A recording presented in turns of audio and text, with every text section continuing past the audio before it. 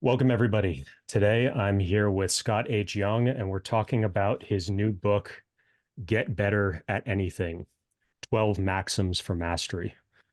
We previously talked back in 2019 about his previous book, Ultra Learning. It's a great 3-hour podcast. It's the longest interview Scott has ever done. And so I'll put a link to that down in the comments. We covered a lot of territory there, sort of a Joe Rogan style interview of covering a lot of different topics outside of what he usually blogs about and writes about in his books. And today is going to be similarly free ranging. So, Scott, thanks a lot for coming on. And why don't you give us a quick overview of why you wrote this book, how it's different from your first Yeah. book, and what the big ideas you wanted to get across were? Yeah. So, I mean, I like to joke that, learning has been like the obsession of my life. Like, so before ultra learning, I wrote a book called Learn More, Study Less. Yep. I've had various kind of like programs. I had like learning on steroids. I have a course called Rapid Learner. We still sell that today.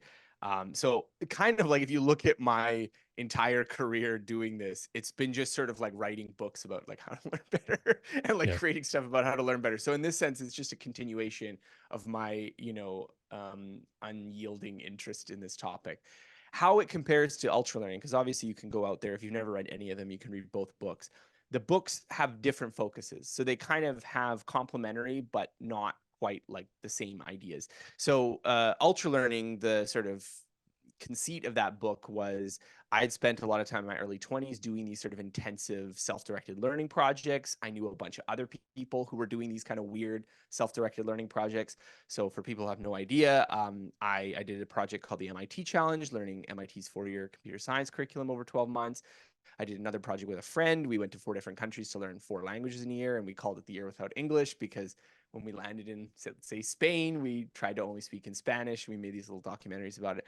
And so those projects became the kind of seed for ultra learning. And so that was the lens that I was looking at everything of like, how can you do this kind of thing where you take on these sort of big challenges and try to learn something difficult on your own, kind of outside of the school system and this kind of thing.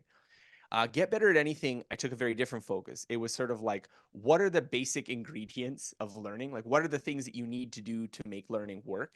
And then instead of focusing on, supercharged individuals, it was, well, what are like the learning environments? What are the things that reveal this through their experience? So I talk about the explosion in proficiency of Tetris and how that sort of owing to sort of changes in the environment, allowing you to innovate and learn from other people better. I talk about science fiction authors and how you can like rapidly get good at that through being in a workshop environment. I talk about the training of like fighter jet pilots and all of these things. I think in some ways, I think they help reveal some of the basic principles. So the book is more science oriented too. Like I spend a lot more time covering, I think, basic research of like what are the mental models you need to understand how learning works. But I think it also points in different directions too, because I think in some ways the ultra learning framing, I wasn't able to talk as much about like learning from examples or the importance of coaches and mentors because sort of my whole conceit of the book is that you're doing this on your own and you maybe don't have access to those things. So I think the books are complementary, but yeah, they cover different things. So you're not going to be like, well, I read ultra learning and then this is just a rehashing of that in a new format. Yeah, I thought you did a really good job with bringing a lot of new stuff. I thought the fighter pilot stuff was really good. I'm always interested in like I love the Zuckerman stuff and like the scientific elite and greatness, Mm-hmm. Simonton, Yeah. like these studies of really elite performance in the academic domain. Could you talk a little bit more about what you thought was most interesting about those people and Yeah. how they do things? Because they're almost kind of like, I always think about like Tom Cruise, Top Gun. You have these top tier guys who get selected for whether it's like the Navy SEALs or fighter jets. They're selected for these top tier things in a similar way, the tenure system, and then Mm-hmm. elevating with publications and getting citations and getting a lab and other things. Could you kind of take us through that process? And I don't know if Cal Newport, who you've done a Yeah. lot of work with, he's kind of gone on this journey. He's also writing for the New Yorker. So Yeah. he's also kind of hacked the system in that way. And so maybe you could, but I'm really Well, interested he's in certainly like more elite than scientific me. So I mean, greatness. yeah. Well, I can't comment too much on Cal's journey, although I do definitely think the fact that he like majored in computer science when he did was like very, very good. If like alternate universe Cal Newport had majored in like philosophy or history, I mean, that would have been a much tougher job market. Like he just happened to be like elite level computer science professor right when, you know, every single campus in the country is just like in high demand for these Yeah. kinds of skills. So I got to give Cal credit. He's very good at like spotting trends and noticing ways to invest in. I think uh, I think the thing about this sort of work you're talking about, Harriet Zuckerman, because she wrote this book that is based on this long sociological study of American Nobel Prize winners. So I forget how many they interviewed. I'm like getting a little fuzzy on the details. It was I 100 or two. read through. Yeah, I read the book, you know, a couple years ago, so some of my exact stats are going to be a little off. But the idea is she did all these long, in-depth interviews with people who won Nobel Prizes, and then did some quantitative work to figure out like who wins these prizes and what she sort of made the argument for, which I don't think is very surprising if you're in academia, but I think it's important for people who are outside of it who have maybe this another idea of academia is just like how relentlessly elitist it is. Like it's like one of the most elitist institutions on the planet. Like where you go to school and where you study under and being in the right lab, like these things are all important.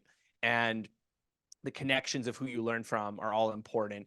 And so, you know, I think this, you know, there's a whole side argument that like maybe some of the reason why so many people who are in kind of academia have like you know, such outspoken egalitarian concerns is because they're in this environment which is like so inegalitarian that it just seems like, oh my God, the world is so unfair that, you know, that like basically you have to get into these extremely narrow filters in order to do good work. So, I mean, I think that's interesting in part because if you're understanding how the dynamics of that work, it also, I think it's just very important to understand how the dynamics of the field that you're interested in function. But certainly elites in many different industries have this kind of like there's successive layers of filtering where you have to be kind of at the top of each one to move forward. And I suspect that it's something's probably similar in politics. I did a book review of a book called oh, now I'm blanking on the title of the book.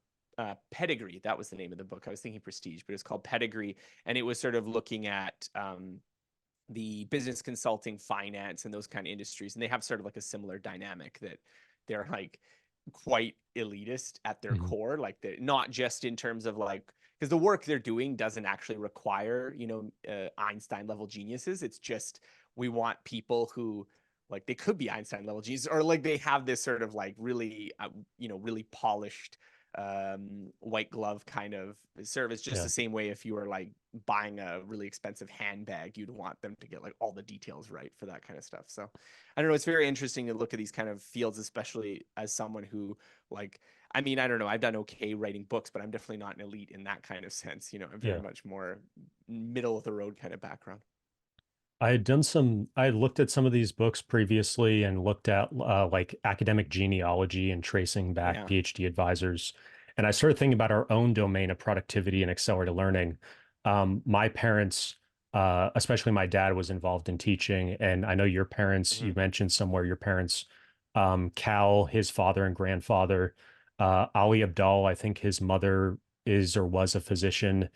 And it just seems like a lot of people actually in the productivity accelerated learning space Yeah. have a background in teaching or in Yeah. these kind of fields. And there's sort of a father son or a parent child, and really both parents kind of passing things down. You're a new father, or recently you have Mm-hmm. two, kids now. And so I was wondering, you know, if you had thought about, was there anything in particular your parents had sort of passed down to you that you can now see, you know, I want to pass that down to my kids, or just kind of trying Yeah. to explain, you get to a certain point in life and you start thinking, how do I explain why I was successful? And was there Right. anything that kind of popped out from like how you grew up, how anything they did in particular? Well, it's kind of amusing because if you were to like, you know, flash back like to say 10, maybe even 20 years, and you're say, you know, Scott, you are like so obviously following in your parents' footsteps. Now, my for just for the record, because we didn't say it too explicitly, my parents were both elementary school teachers, and so like my dad taught like grade 1 and grade 2 for like most of his career, like 37 years or something. My mom was also teaching like elementary school. And Mhm. so I had teachers as parents. And I think that does have an impression on you, especially when you're young, because you know, I remember being in school and like the kids who had parents that were teachers when they were quite young were often in the better half of the distribution of the class. Now that didn't always pan out in high school and beyond. And so Yeah. I suspect that like that parental nurture influence really matters in like the early years, because if you have an education background, you just sort of think that this is really important. And so you're like reading to your kid every night and like doing all Mhm. this kind of stuff. But if you're going to go back to like, you know, again, 15, 20 years ago and say, Scott, you know, you're clearly following your parents' footsteps, I would have thought that was crazy, Yeah. because I was clearly not doing what they were doing. Like I was doing something that they were very uncomfortable with. Like I was like, oh, I'm going to, you know, start this solopreneur business where I'm like, it ends up being that I'm like writing things and selling courses and stuff online. But you know, at the original point, I was thinking, well, I'm maybe going to be doing something with software, maybe have uh, some kind of software company or do something like this. And it was this very entrepreneurial direction that like my parents did not endorse and Mhm. like had no experience with and made them very anxious. And like I remember when I was graduating from university, and at this point I had like kind of like a small study skills business. Like I had this monthly subscription program and I was paying my bills and stuff. And so I remember telling my dad, like, you know, I'm gonna just do this. I'm done school. I'm just gonna do this. And that was right before I did the MIT challenge and stuff. And I remember him being like very concerned that I was like not going to get a stable job. And he's sort of like, how are you going to explain like the gap on your resume? Like just sort of like kind of presuming I'm going to fail at some point with Yeah. this. And then, Yeah. you know, so it's kind of funny thinking about it. Like, I don't know, maybe you're right though. Maybe like just the gravity of that kind of You had the early Tiger Woods instruction story, which pulled kind of made me me to think about that, it. you know? You know, Well, I Tiger mean, the Woods. Tiger Woods is like he was created to play golf. I mean, like Yeah. his dad, like just so formed him. Now, clearly, he had talent too, so it wasn't probably just a case of like, you know, he just could pluck a kid at random and turn him into Tiger Woods. But it was Mhm. he sees that his son is very adept at this, and he just decides that like this is my life's work, is making my son into this, you know, almost messianic Yeah. figure. I mean, you see documentaries about Tiger Woods, and it's like, you know, Earl Woods is just wild. Like, Yeah. Yeah. So that's actually something I talk to parents and they often struggle with this, the yeah, balance between getting their kids started early on something and kind of helping direct their path and give them guidance, get them mm-hmm. involved in certain extracurriculars. And then on the flip side, the more fashionable thing of sort of really let them choose whatever and explore. Yeah. How do you think about that conflict? I don't know. I think I'm a product of my culture, so in some ways, I bristle at the like, you know, let's call it like the tiger mom kind of style Right. parenting, where you're like very authoritarian about like what your kids should be doing. And I mean, my whole personal ethos is very much like I've always just made my own decisions and like not listened to what my parents would say about things, not in a Mhm. way that was to my detriment. Like I think I made good choices. Like I went to college and I graduated and I studied and like did those things, but I didn't have that strong hand. And so I think, you know, that background influence has influenced me. And so I think it would just be, you know, it would be very alien to my being to be Earl Woods, right? Like I just Mhm. don't think I could be that kind of parent, even if like you could make some argument to me that it would be better for my kids. However, one thing I do think I've changed my mind on as I've gotten older and I've had kids is that like I don't think I'm gonna be that authoritarian, you know, tiger dad kind of parent. But I do think, first of all, if my kids are struggling, I think that's also something that I would intervene in more. So if my kids were struggling with academics, they were struggling with, you How know, old are they, by social the way? skills, things like that. So I have so yeah, my kids, this is like more hypothetical right now because I have a 4-year old and a 1-year old. So we're not Yeah. talking about like I've reached this point where I'm dealing with them as teenagers, but I've come to appreciate from the research and this kind of thing that like in some ways, if someone is struggling, there's more you can do to help them. Mhm. Like there's more you can do to help someone who's struggling to read, like kind of get up to the average than, you know, someone who's reading already. I mean, just let them loose and just like hopefully they'll like Yeah. books and read books. So I think that is something that I've thought about. And the second thing I've thought about too is that, you know, I've learned a lot about how the world works through, you know, having life experiences. In some ways, I feel like, you know, my parents have definitely more life experience than I do, but in some ways their life experience was also more narrow. Like they got their first job right out of university and they just like worked it until they retired, and they like lived in the same house. And Mhm. like I've lived in different countries and I've had business experiences, and I've gotten to see aspects of society that I know my parents didn't get to see. And so there's, I think, parts of the world that like I understand how they work now, and it's not Mhm. common knowledge. And I would hope that I could use that knowledge in guiding my kids to make good choices about things. Like one thing that was not impressed upon me as a kid, and part of this is, I think, being Canadian and not American, because the cultures there are very different. Mhm. But like there was no pressure on me to like pick a good school. Interesting. Like the very much my parents were just like, well, why wouldn't you just go to like, I went to University of Manitoba. This is the main university in Manitoba, in Winnipeg, Canada. And I went there because my parents went there and it was just like convenient. It wasn't like a highly selective school, but there was just like no voices around me being like, well, you should try to apply to like the best school in Canada, or even maybe go to the States and try to get into Mhm. those schools. Whereas I think, upper middle class and higher class parents in the States really see this like stratification of like, oh, but if you go to this elite school, especially the terminus school that you go to, I don't think it matters so much for like preschool and stuff, but for the terminus school you go to, if you go somewhere that is more exclusive, What not does only terminus are you mean? maybe like the last one you go to. So if Like you're grad going to school grad or? school, where Okay. you went to do your PhD is the most important. Okay. If you're going to do an undergrad, where you did your undergrad is most important. That's what I Right. mean. Yep. Just as opposed to like these parents who are like, I'm going to put my kid in a really, really good preschool. And I'm kind of like, yeah, that's going to wash out by the time they're an adult. But the terminus one, I think, really matters in a kind of, like this elitist argument we were making before, because not only are the schools, maybe the education's a little bit better. I think Mhm. that's probably true. The education's a little bit better at the best schools than the mediocre ones.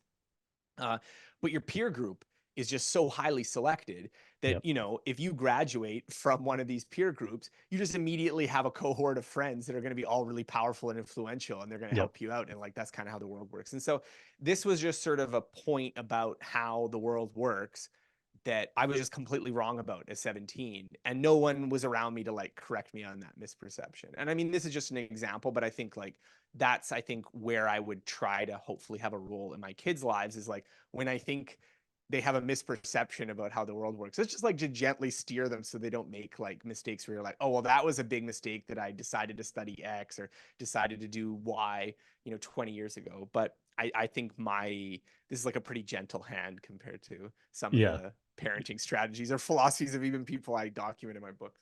Like I found that and you're interested in Yeah. reading comprehension and that literature. There's also like math where there's mastery learning, and you really Yeah. need to know like your multiplication tables and have certain things overlearned. I think that's a big thing. And also just getting that automaticity where you've overlearned certain things, and that really carries through over the rest of your life. Well, and I think it also matters, not because knowing your times tables is like all important to success in life, but because knowing your times tables makes the math classes easier. And when the math classes are easier, you score better on them. And when you score better on the math classes, you're more motivated to go into a STEM career, which Mhm. pays more because you do better than your peers. And so you think you're good at math, but it was really just your parents telling you to do your times Right. table. So I mean, like, these are things that I think are really important. So I mean, I was someone who, when I was in elementary school, like my parents, despite being teachers, they would like read to me and stuff, and I would just, read to them. I remember a conversation. This is more like, I don't remember the conversation. This has been Yeah. recounted to me, but I was in kindergarten, and the kindergarten teacher was like, "Oh, well, Scott can read, right?" And my parents didn't like know, because they would just read to me, and I was just following along. But it's like, "Oh yeah, he can read the books," and I mean that's like that's very rare. Like you don't like only a small percentage of kids are just like, okay, I just showing you how to read. I'm just reading to you, and then you just infer how it works and you pick it up. And I'm saying this not to like pat myself on the back, but to note that like that can't be your strategy for success for raising your kids. You know what I mean? Like you can't just be like, oh, well, they're just going to be so good at math that, I don't have to do anything. So I think for me, if my kid was sort of like, in the middle with math, helping them with their times tables, making sure they get lots of exposure, so they're maybe in like the top 80%, well, that might be the difference between them choosing a good career as an engineer, or a good career as like an accountant or something like that, versus, oh, I'm no good at math, so I'm gonna, go into some other profession where it's like maybe not as easy to find a good job, or there's less economic opportunity just because of my Right. self-conception, right? So I think that's kind of maybe where you can tip the scales as a parent. I always think of Malcolm Gladwell's stuff on like based Mm. on the cutoff between years in hockey, the Oh yeah, kids who are like yeah, just like these tiny things that at an early age and just being part of the upper end of the hmm curve and how things are graded on a curve a lot of times, just being in a different percentile can have a big effect on things. One of the things that I also went back and I watched your interview with Justin Sung, and I wanted to kind of oh yeah, um, I kind of I wanted to see like where you guys agreed or disagreed, and one of the hmm areas where you guys didn't really disagree but kind of did, and I thought it'd be an interesting thing for us to talk about is yeah, like the difference between inquiry-based learning and direct instruction, because it kind yeah, of hinges on this same argument about how much control do you exert over the curriculum and over the content of the classroom and the pace of everything. Like just yeah, going back to mastery learning for a second, it is kind of based on everybody going at their own pace, and you can run into problems if you have a learning disability or something else, or just your a certain thing isn't intuitive to you. I found that certain things, like we talked in our other interview about dance, I was really surprised because I've always played a lot of different sports. When I was learning dance for the first time, I just like had two left feet and I just could not. I was just the worst. And there were a bunch of really unathletic people in this class. And I was just really the slowest student in the class. And I hmm couldn't figure out why that was. I still don't have a great answer to that. But it's like sometimes if the class is just going a little bit faster than you keep up with, you really get left yeah, behind. And so, but what I was thinking about with this inquiry-based learning versus direct instruction is direct instruction kind of presumes that the teacher knows best and you and the student and maybe the parent has faith in what the curriculum is teaching and buys into that. hmm Whereas I think inquiry based learning really takes a more critical stance and asks the question, what should I be learning? And do I want to learn this? And you look at some of the more radical constructivist arguments where they're questioning the political system or the political ideology behind the curriculum. That's when you're getting into, and I think that's really yeah, interesting when you're looking at self-regulated learning or self-directed learning, accelerated learning, the stuff that both of us really obsess over. And that's actually how I found you in the beginning, I don't know, 10, 15 yeah, years ago now, was I think it was learning with steroids. I still have that receipt where I bought that course. Like, I think it was over 10 years ago, which is yeah, crazy. And now you've got Top Performer, you've got Life hmm of Focus, all, your core people. Not everybody knows that you have these great courses. They just know the books, but the courses are really good. So I just want to make a oh, note of thank that. you. Well, thank you for the plug for the Yeah. courses as well. I Yeah. mean, I there's think the lots to courses, unpack there. I mean, nobody does uh, interviews on the courses, and a lot of no, times the courses are better than the books or more practical. And so I think we yeah, need to kind of start a new thing where when you put out a course, you should be going around and interviewing on it, because a lot of the best stuff is actually in the courses. So, but getting back to my long-winded yeah, question, inquiry, what I like about inquiry-based learning is it hmm does ask you to take a step back. And as a self-directed learner, a lot of times, like you have all these different books you could read, all these different courses you could take. And so that's really the job of the teacher. Like if you go to school to become a teacher, part of what you're doing is learning how to put together a curriculum, how to put together class content. And as a self-directed learner, you're doing that yourself. So you kind of need to learn how to be a teacher and make yeah, those judgment calls about what the curriculum even should be. So right, so like direct instruction is sort of taking for granted that you want to learn what the teacher is teaching, and that's not an assumption that's always safe to make. And part of why I love self-directed learning is because a lot of times I don't think that a teacher knows everything. I don't trust everything they're yeah, saying. Sometimes there's mixed motives or other things going on. And so that can seem like you're slowing things down because you're not just diving in and memorizing and taking whatever they say as gospel. But the flip side is you may learn the wrong thing. You may learn the wrong theory and never see alternatives, never see anything else. And then you're yeah. just going down a bad road. So I have a lot of feelings about this. So for one, as you kind of mentioned, like ultra learning is like an entire book devoted to self-directed learning, right? So I'm clearly this has been an important thing for me in my life. So it's not like I'm going to come around and be like, self-directed learning is a scam or something like that. But I think one thing that, so there's there's a lot of stuff to unpack in this right here. So I'm going to like pick out a few points and then maybe we'll like circle back to something that I Yeah. missed. But a couple things that I think really hit me, and this was something that I was doing the research for this particular book, um, is that there are some like core difficulties to self-directed learning that make some people who are in the sort of educational research space really not like it. So I'm thinking about even like Gerald Marambor and Paul Kirchner. Like I even remember having a conversation with Paul Kirchner. He's one of the researchers who's like he's one of the co-authors on this famous 2006 paper where it was him, John Sweller, and Richard Clark, and they were just basically saying like all this inquiry-based, problem-solving based learning, project-based learning is total BS. Like there's no good research that supports it, and like basically direct instruction all the way. And I mean, there's been criticisms of that and this kind of thing. But I remember having a conversation with Kirchner, and he was just sort of asking me like, kind of like, what are you asking me questions about? Like, what's your background kind of thing? And I made a point like, well, I'm interested in like how learners can make better choices about like how to learn and how to study efficiently, which is I think like a fair description of what I try to do. And I mentioned, because I knew his opinions about this, I was like, and I know that that can sometimes be hard to do. And he was just very flatly, he's like, sometimes it's impossible. Like he was just very much like of this opinion that like a lot of times this idea that you can do self-directed learning falls apart. Now, I don't go that strongly, but I do understand his argument of why he says this. Because if you just imagine that like there's some way of doing a skill, right? There's some way of performing some skill and you don't know what it is, right? And I say to you, okay, well, you're going to have to design your own curriculum to learn the skill. There's a real bootstrapping problem because not only do you Right. not know the skill, but you don't know how it's structured either. And so your guess about like how to solve it and learn it is like almost certainly not going to be efficient. And so there's lots of evidence showing that like when learners are given choice, when they're given more like degrees of freedom in choosing how they're going to study, they choose badly.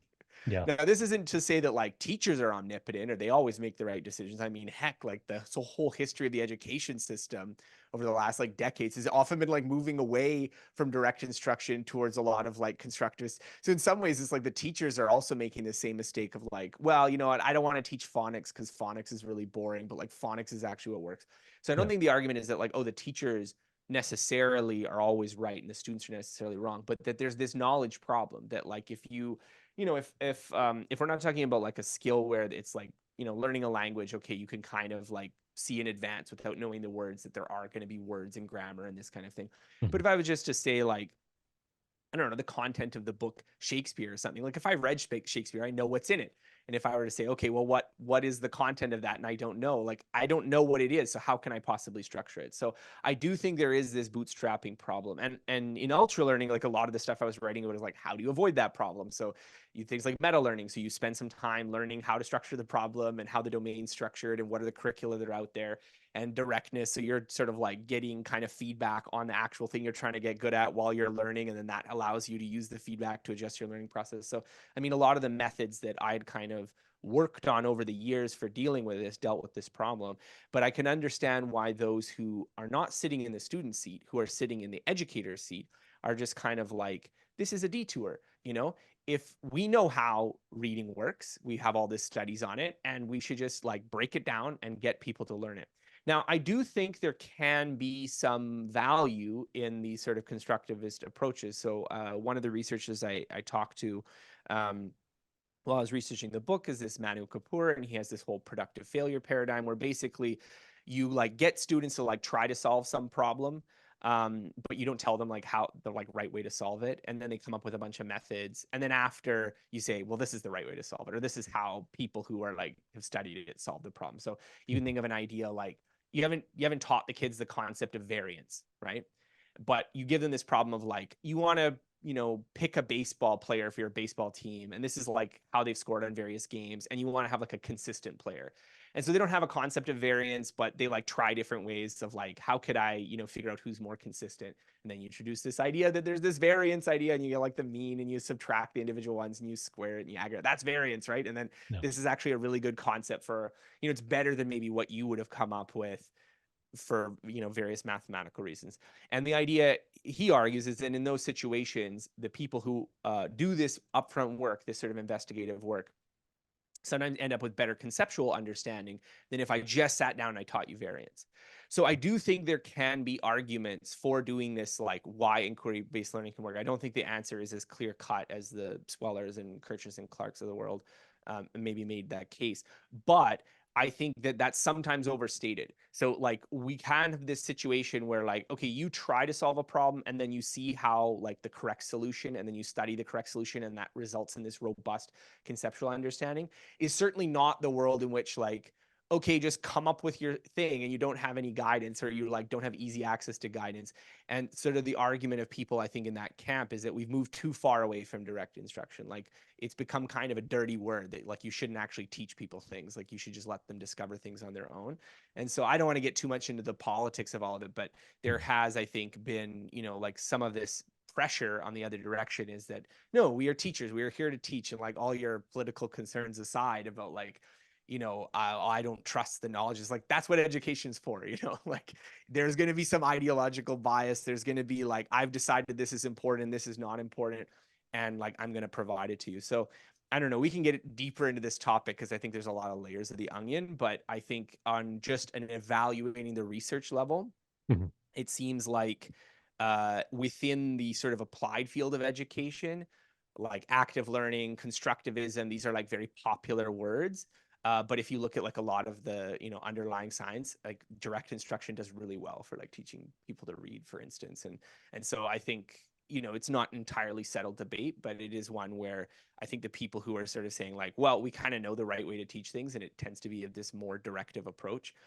They definitely have good arguments in their favor. Yeah, I've been thinking a lot about critical thinking and basically how much of a radical thing it actually is for you as a student to really question things, question paradigms. You had, for Mm-hmm. example, Einstein was very much against the non-deterministic theories that came later. Mm-hmm. You had the Planck quote about Yeah. science proceeds one funeral at a time.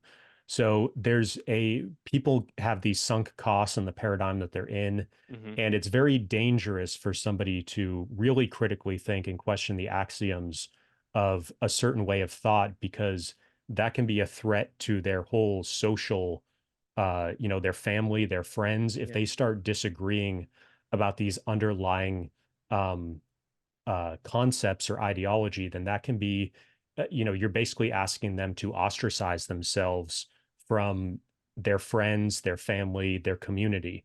And so, real critical thinking is this. It kind of makes me think of the last chapter of your book where it's overcoming anxiety. And I think Mm, part of the challenge that you may have gone through, I certainly went through when I yeah. decided to go from, I'm interested in this stuff to I'm going to start creating courses and putting out content, start a YouTube channel, is that there is this fear of I'm sort of going out into the unknown. I'm becoming a public figure and I'm putting my thoughts out Mm, there potentially to be taken apart by other people, disagreed with by other people.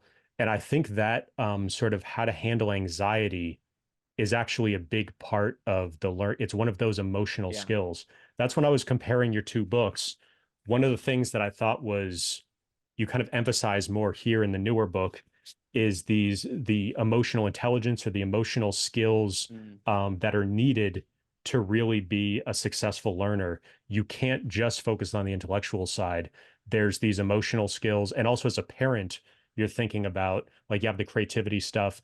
Um, I'm working on a program for parents, mm-hmm. and one of the things that I've been doing is looking at all the different schools of thought on homeschooling and private school versus public school, and just kind of figuring out what you're getting and what you want for your kids. And Montessori is an example of something where it's like if you want your kids to be more creative, there's this idea that the Montessori pedagogy is better suited for that than what you get in the public school system, which I would say on balance, public school is going to be more direct instruction than Montessori, which is going to be more inquiry based. So, how do you think about, is there a trade off there? And Well, how have you thought about your own kids, like, so a these couple different points on that. pedagogies?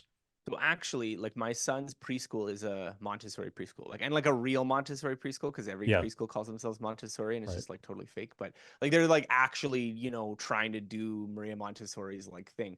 And the thing that I find really funny because he goes to another preschool, it's just half day, so he goes to another preschool for like 2 days in the morning, is that like the other preschool is like a non, it's like a city preschool that's you know just like non-denominational preschool, and what's funny to me is like how much more direct instruction the Montessori school is than Oh, the other wow. preschool.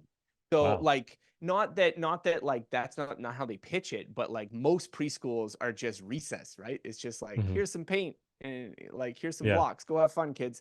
And like the Montessori school, they're like really trying to teach them things. Like they're really Wow. like actually doing some teaching. So I don't know whether my opinion would change as I go forward to like, you know, elementary school and beyond. Like I'm not entirely persuaded right now that like I want my kid to do the Montessori approach to like grade 7.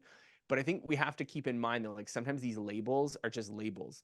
Yeah. And so like for instance, like everyone has this idea that like when I like direct instruction is bad or this kind of thing, and like direct instruction that like that's what traditional schooling is, like that's what I remember from schooling. I'm like, no, it's not. Like you read through Engelman's theory of instruction, I have never in my life taken a class that's anything like this.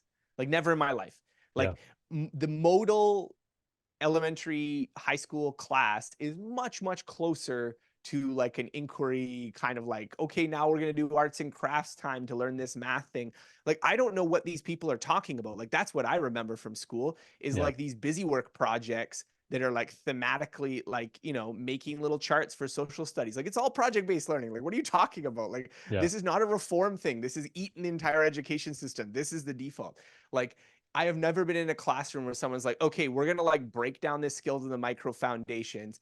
And then we're going to like work in unison as an entire classroom. Like this is a D, it makes a D sound. What's this one? It's a D. And then this is a T. And like, I've never seen a class that does that ever. And so I don't want to like state it too far a point, but I just think sometimes I think, you know, you can get caught in like, oh, well, yeah, like the other thing about direct instruction too is that people equate it to like the lecture and then like homework kind of Right. style of class, which it is not either, right? Like sitting up, and I don't think anyone really thinks that like having someone just talk at you for an hour is like an effective learning technique. Like I think we're pretty much past that. So to me, I think some of the difficulty is that a lot of these ideas and theories like kind of take on a life of their own. Like we're not evaluating at a micro level, does this thing work or does it not work? You're evaluating these whole labels or these whole concepts. And so I think that sort of weighed down a lot of debate that, you know, it's not about like is this good on the whole or is that good on the whole, but like what is the specific way that you're going to do it. And so I think I like that's what I'm hoping I think to try to like come across with some of this research is to uh you know, I think the people who are doing this kind of micro work where you're focused on like, you know, the retrieval practice effect or like these kind of things I think are important because ultimately any actual existing teaching learning system is going to be just this complicated mess of different things, and some of them are going to work and some of them are not going to work. And so I think it's much better to just be like, what is each of those building blocks doing, so that, you know, you can like at least to a first approximation come up with something that's like reasonably going to be effective. I really liked one of the stories that you brought up on President Truman and him. He has this quote about how he hates one-handed economists that are always on one hand, Yeah, on the other hand. yeah, And but yet those are the kind of people that actually you talk about Superforecasters and this yeah. IARPA program. So I thought it'd be interesting if you talked a little bit more about that, because my approach and something that I got when I was in high school was being on debate team and being Mm-hmm. forced, because you don't know until, 5 minutes before you're about to debate, they flip a coin and you decide what side you're going to be on. You have to prepare equally well for both sides of the argument. And that's such an unusual thing for people to do, to actually look at things from multiple perspectives. That's part of what I think inquiry-based learning is trying to get at, Yeah, is that you don't just take one thing, you sort of do that literature review, and that's part of kind of what you've done in your book. And part of what makes it so great is that you've looked at the different perspectives. So can you talk about that, can you tell a little bit about Superforecaster and like if anything beyond the book that you also thought Yeah. was interesting about like making high quality, most accurate predictions? Well, so first I want to address the point you made about inquiry learning and like the both sides Yeah. idea. I don't think those are related because I think Okay. both sides you could definitely just teach things. So, like I could have a class where I'm like, you know, like World War II, should we have dropped the atomic bomb? And then you could like have why for or against, and like you can definitely do that in a very didactic style. To me, I think the advantage, which I still think is true of inquiry based learning, is that when you encounter a problem situation, that forces you to pay attention to like what is the difficulty here, what am I struggling with, and then when I present the solution, because often you can't come up with it yourself. But if I present the solution, I appreciate it a lot more and I understand why it works. Whereas if I'm just told the solution, in some sense, maybe I'm not even paying attention to why it works. So I think that was ultimately the argument. But I mean, we can get into that later. But talking about the super forecasters and the sort of balancing multiple perspectives, um, it's kind of funny that I'm in this sort of position that I'm in because I feel like my professional incentives are very much in favor of like side staking. Like I Right. should be like, this is the right way to do it. And everyone who disagrees with me is, a fraud or a liar or, they're wrong. And that's just like so anathema to my actual personality that Mhm. I'm much more the kind of person that is like, some people say X and some people say Y. And it's like sort of like, I'm always like, how could they both be right? And that's really deeply dissatisfying, I think, to people. I mean, even with this latest book I was reading, just because I'm a masochist, I was reading some of the people who like didn't like the book. And some of the people who didn't like the book is like I equivocate too much. Like I say, well, some of these people say this and some of these people say this. And so, maybe it's this, maybe it's that. But I'm like, that's actually how I think about things, like that's me being Yeah. honest, is that like there's things where I have strong opinions where I'm like, you know what, the weight of the evidence is definitely in favor of this side. And there's things where I'm like, well, it's probably a little bit of both. And then there's lots of things where it's sort of like, well, these people are right in this way and these people are right in that way. And this is sort of like the kind of higher level synthesis that we're trying to get from that idea. And so when it comes to, especially in this sort of market or this kind of thing, like you'll have people saying, you need to like be obsessive and work really intensely, or no, you need to like be atomic habits and do things very gradually, or you need to do deep work, or like no, you need to be like super connected, and like there's all these different ideas. And so to me, like my default approach to these things is not to be like I'm team this or team that, but just be like, how are they both right? Like what are the paradigms where this is right and where that's not right? And so to me, I feel like that comes kind of naturally. But I think the reason why you get a situation where like a lot of experts are not like that, like they're the proverbial hedgehogs Mhm. who, they know one thing and they know it well, is because the entire game that they're playing is against that, right? Like the thing that makes you a good economist or a good researcher is often having like a really good, coherent worldview that you articulate vociferously every chance you get. And that worldview is probably wrong, or at least it's like not entirely correct. But your entire professional incentives are leaned up with like, I'm betting on this. Mhm. And the kind of people who are sort of like, well, maybe it's a mix of both. Like people don't want to listen to those people. So I think in Tetlock's research, like he's getting experts who like their entire career has been in some ways been to push them into more extreme, more coherent kind of worldviews, and forecasting where you're being rewarded for like essentially being like, is it this version of the world or that version of the world? We're not quite sure. Maybe let's just like average them together. That actually works better, but it's maybe not so good for punditry or publishing papers and stuff. So I think that's a really also an important kind of takeaway for that sort of research, is that often the real incentive training environment creates a certain kind of skill or certain kind of way of thinking that's not necessarily well adapted for a different kind of task. Yeah. So for some of you may not have gotten Scott's reference about the hedgehog. It's No, this foxes and hedgehogs. So yeah, foxes go broad and shallow, and then hedgehogs go narrow and deep. And so it's how do you structure your knowledge, um, and maybe even have multiple kind of pillars of knowledge.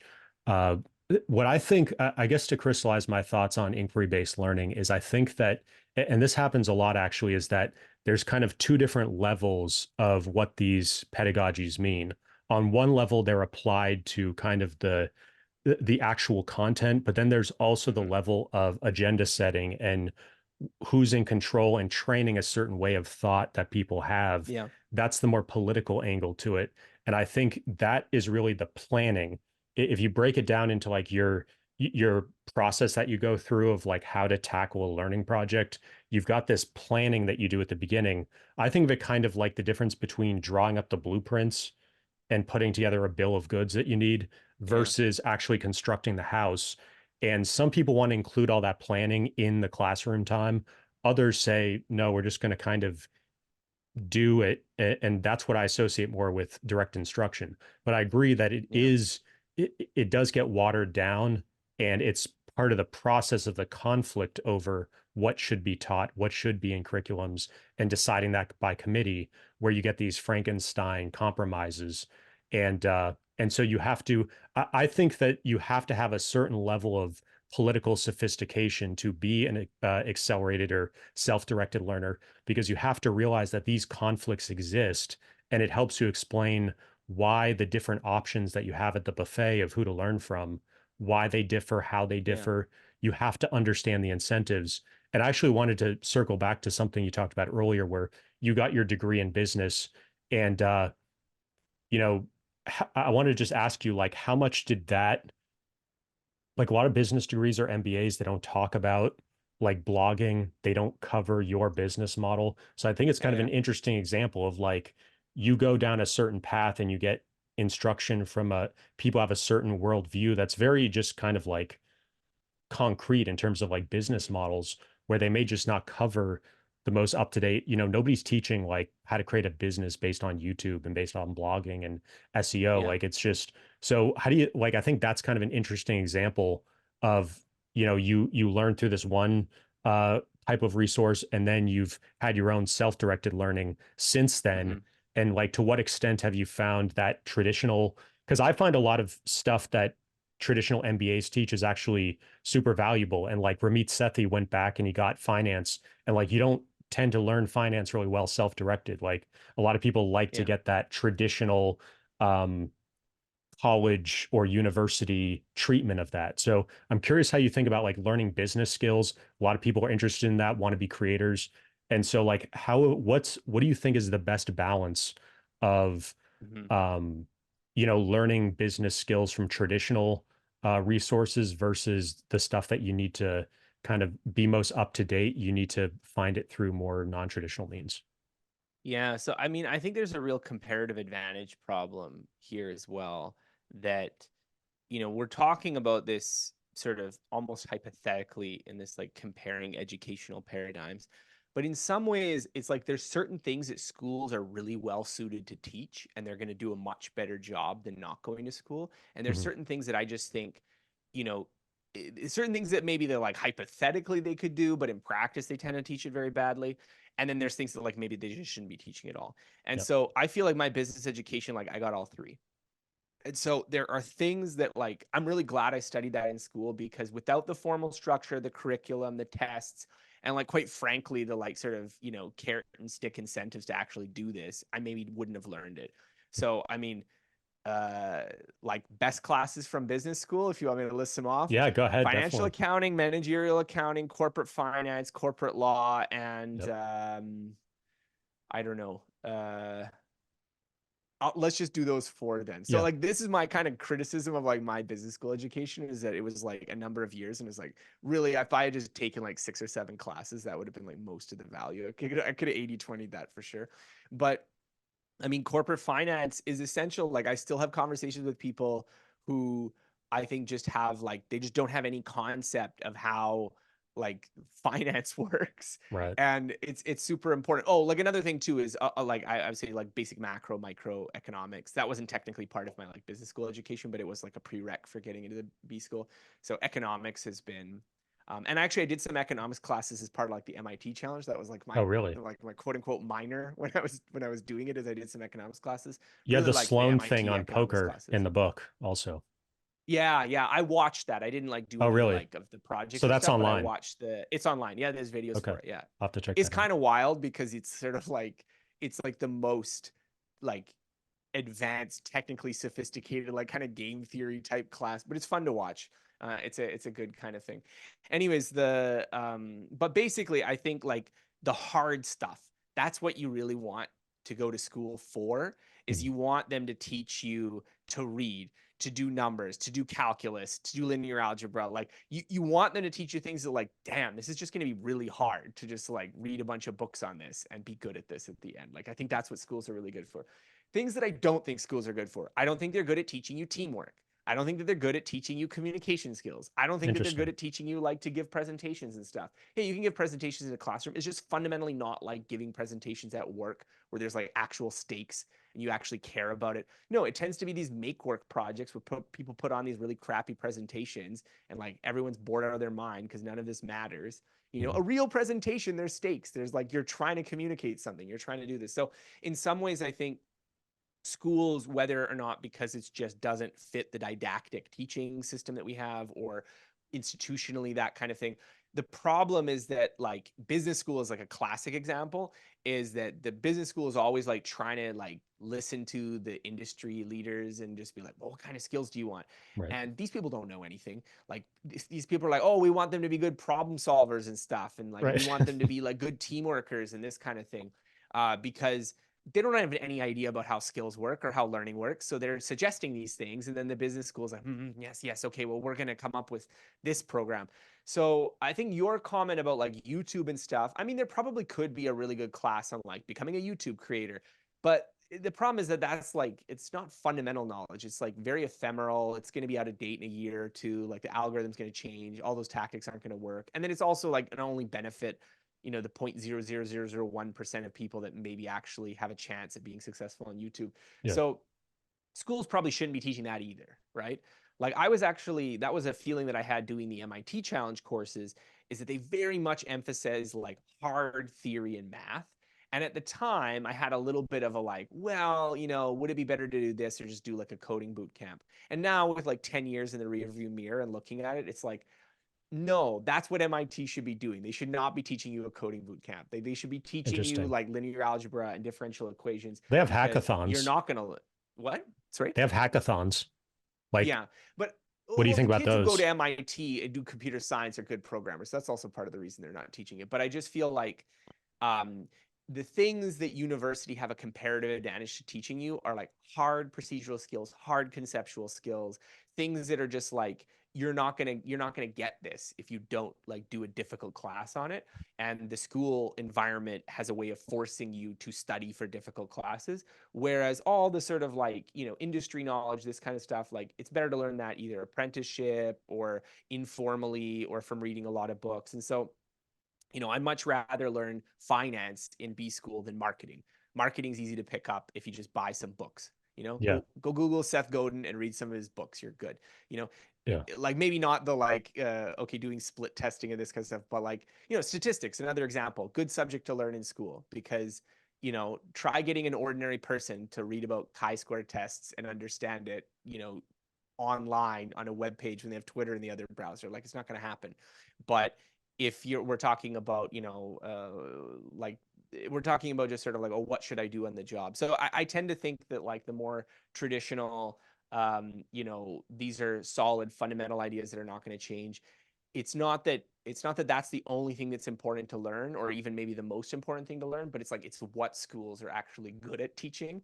Mhm. And so that's where they should focus. And I think there's other ways to learn those other things. Yeah, I want to do a quick shout out for Ali Abdaal because he has a part-time YouTuber Academy course which I took and I thought it was quite good. And he's behind some people that are pretty well known. Yeah. You uh, did an interview with the Modern Wisdom guy, and Yeah. Chris is one of the case studies for Ali's Oh, really? course. Well, he's doing Tiago quite well. Forte. Chris Williamson. Yeah, yeah. Tiago Yeah, if you Forte. go Yeah, to yeah. Ali Abdal's website and you look at the sales page, you'll see Tiago Forte. Just a Yeah. lot of big name people on YouTube have used Ali Abdal's system. So, and you had some really great stuff, by the way, on medical cognition, and I think that's really Yeah. interesting. I want to plug one other book, Josh Kaufman's First 20 Hours. He wrote the Personal MBA, which he's best known for, and I think you've probably talked about that a long time ago. I mean, the Yeah. book was like Yeah. 11, 12 years ago, but I thought that was really good. And that's a great kind of, I also wanted to ask you, like, had you ever looked at Math 55 at Harvard, the famous, um, studies in algebra and group theory, and then studies in real and complex analysis? Like, did you ever think about that, or did anybody ever bring that up when you were doing the MIT challenge? Sorry, I'm embarrassed to say that I don't know what Math 55 is. What is this? I guess it's like, I think Zuckerberg took it when he was at Harvard, and Okay. Bill Gates took it when he was at Harvard, and it's supposed to be like the most difficult math. It's like for math geniuses, and Oh, okay. I was just kind of curious. It's Well, I haven't heard about it. I'm curious now. Yeah. I mean, Well, I know like yeah, just that yeah, tiny thimbleful more than you do about that. yeah, So yeah. I just thought you might be kind of interested in that kind of thing. But I'm a real like elite university open courseware hobbyist. So like I okay. did the MIT classes, and I think the thing that made that project somewhat different is that like I actually did the homework and I like Yeah. studied and stuff. That's the hard stuff. That's like why most people don't do it, is because like it's one thing to watch the lectures, it's another thing to do the homework. And that's like, Yeah. so I've come to appreciate after doing that challenge that like that's the part that people get tripped up on with the self-directed learning. Yeah. But I'm like regular people too, so when I'm not doing big public projects where I'm making bold pronouncements about what I'm going to do in a year, um I just like watching classes. And so I've watched like so many classes from like MIT's open courseware and Harvard. And I haven't done all the homework and stuff, so I can't like Yeah. really like claim to have done them, at least not to my kind of standard of what counts as doing a class.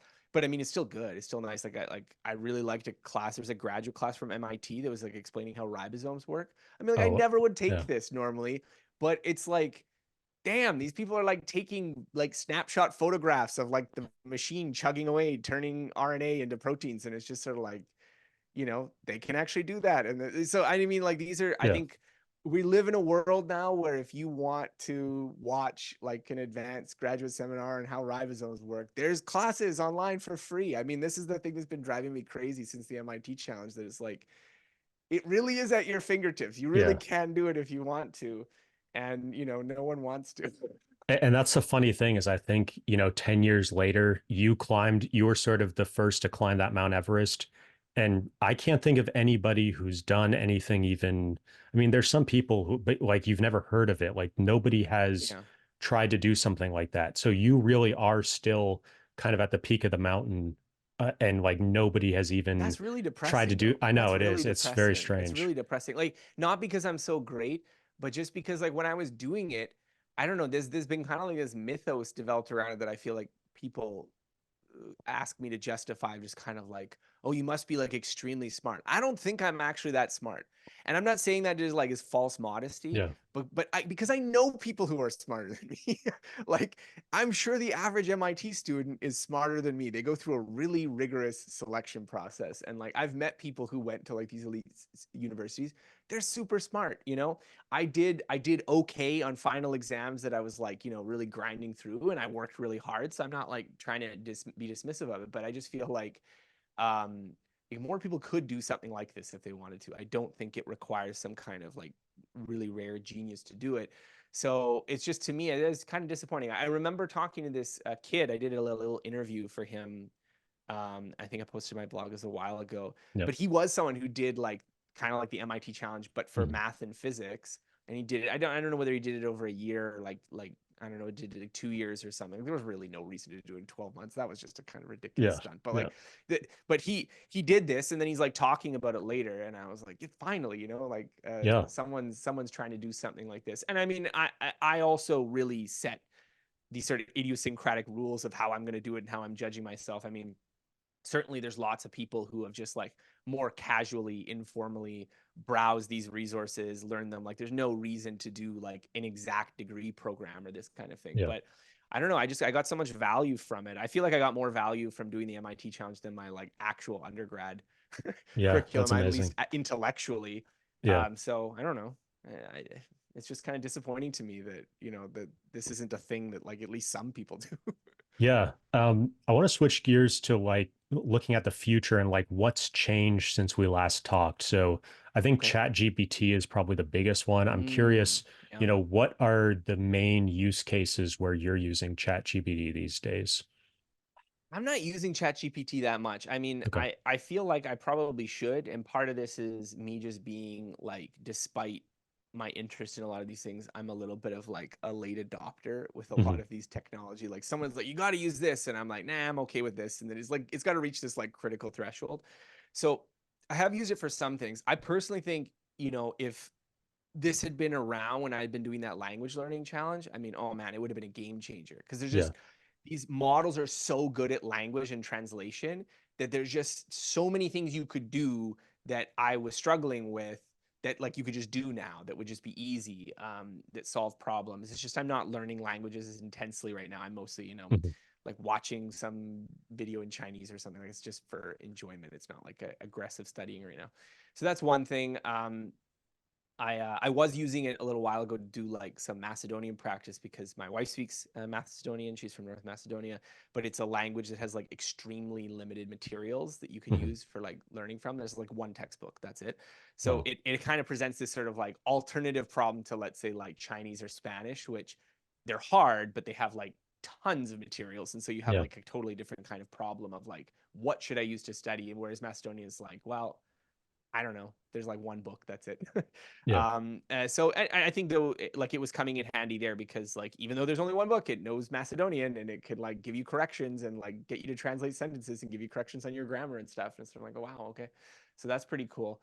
I don't know. Personally, I've just been listening to some podcasts of people talking about AI, and like my kind of vibe from it is that ChatGPT is like a proof of concept.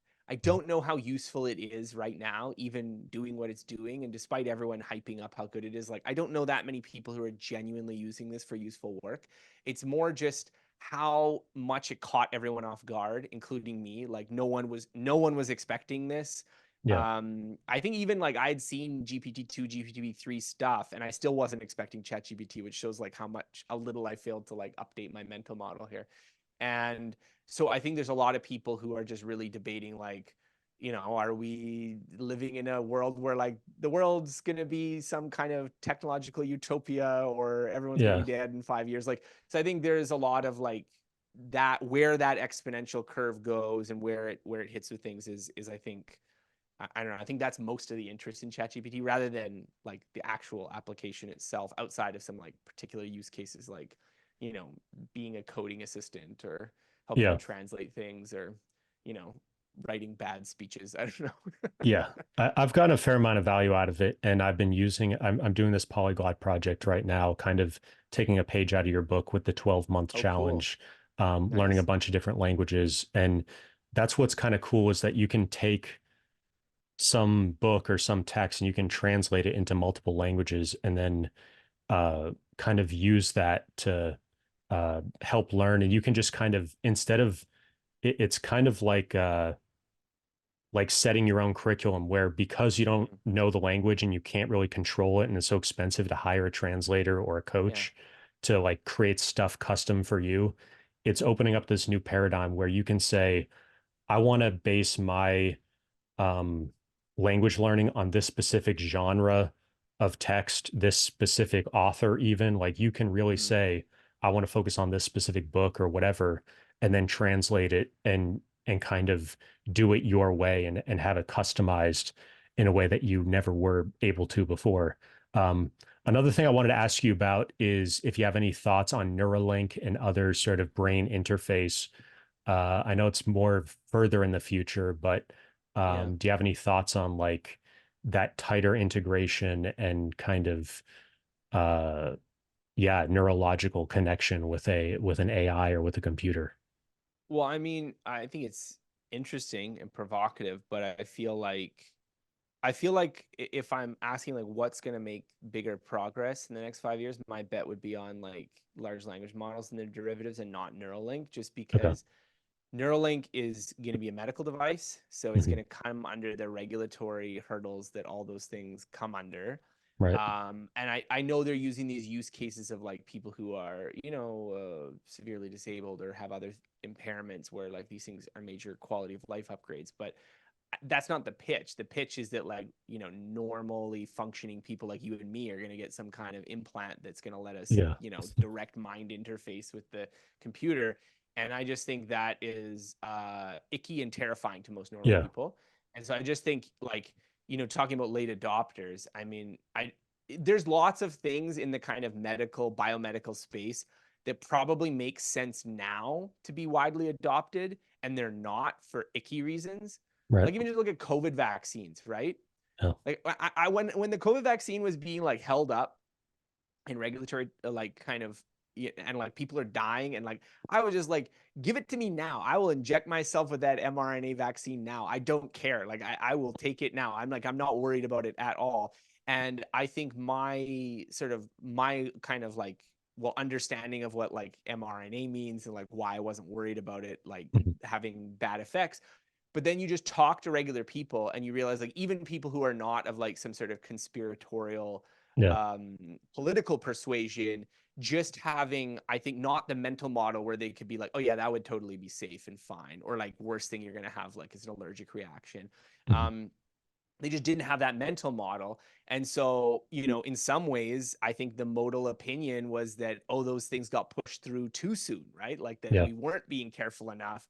When to me, it's sort of like, I think they came up with the first mRNA vaccine in like January of 2020. I mean, if everyone was just like me, we would have injected ourselves in February and we would have Yeah. been fine and we wouldn't have had a pandemic. But I mean, it's it's just, that's me, and that's me being Yeah. somewhere in the distribution. Like the idea of putting a chip in your brain that's going to like link to the neurons, that's so much ickier than me giving Yeah. you a one-time shot that just squirts a little bit of harmless, not even DNA, just mRNA into your body.